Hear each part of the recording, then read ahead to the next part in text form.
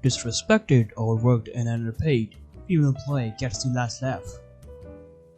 Hey there, welcome to our dash. This is Mac back in another video, and today we're going to read a post about that is posted by Internet Chick 127 a day ago. So let's get started. I have always been a hard worker thanks to my parents' work ethic and raising 3 kids on a shoestring budget. My dad took every bit of overtime he could get, missing holidays and never using vacation or sick time, so my mom could stay home with us and have a hot meal on the table every night. When we were school aged, my mom went back to school and got a job where she could be home when we got off the bus and shuttle us to every sport and activity we wanted to participate in. To this day, I still have no idea how they afforded it all. So it was neutral for me, the oldest of three, to apply for jobs as soon as I turned 15, landing a retail position where I worked every hour on my work permit. I saved up enough to buy a used car because I was even old enough to drive, and once I got my driver's license and worked 2 or 3 jobs at a time to save for college.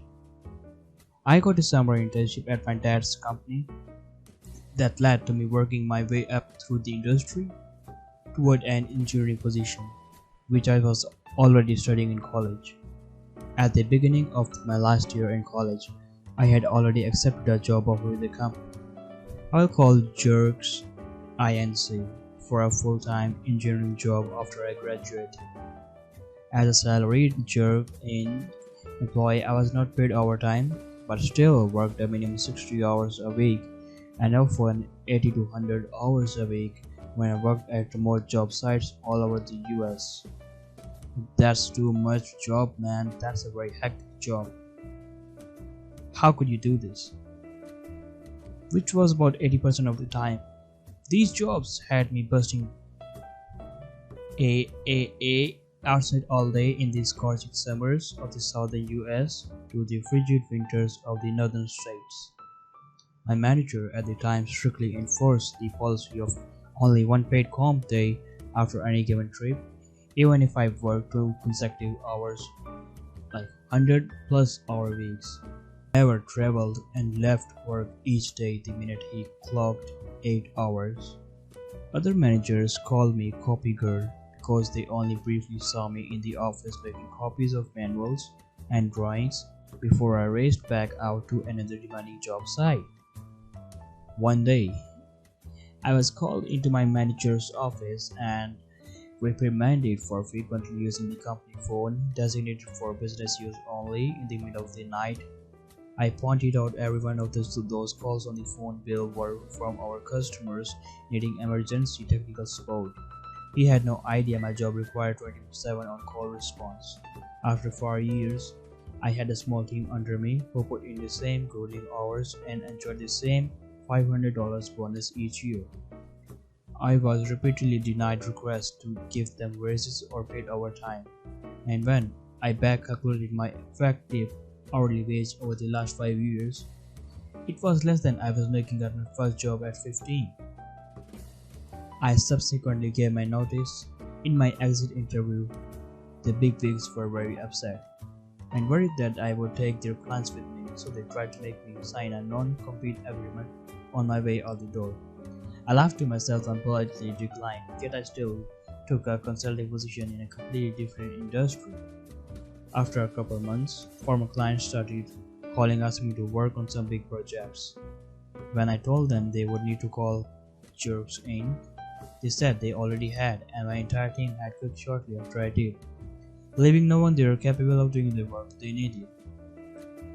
I decided to start a side business, intending to work a couple weeks per quarter, but when word got out, I was back in the industry. It quickly became more than a full-time gig. My old team had also refused to sign a non-compete when they quit, and they all ended up coming to work for me. The bigwigs at Jerks Inc.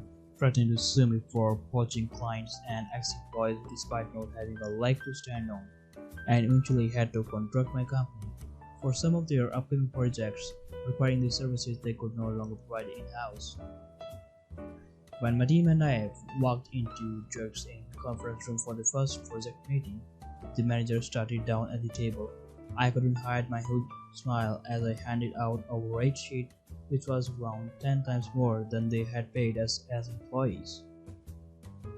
TLDR, I quit working for a company where I was disrespected, grossly overworked and underpaid, and the company had to begrudgingly contract my newly created multi-million-dollar company with all of their ex-employees for the same work they had paid us a fraction to do when we were their employees.